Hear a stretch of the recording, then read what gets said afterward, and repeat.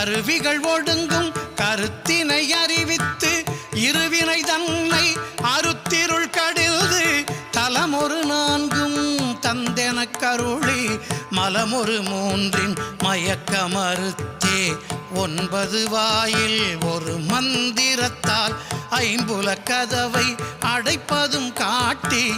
ஆராதாரத்து அங்குச நிலையும் பேரா நிறுத்தி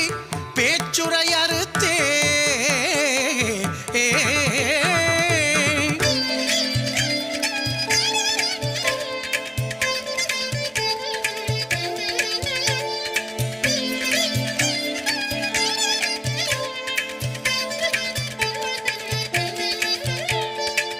இடைபிங்கலையின் எழுத்தறிவித்து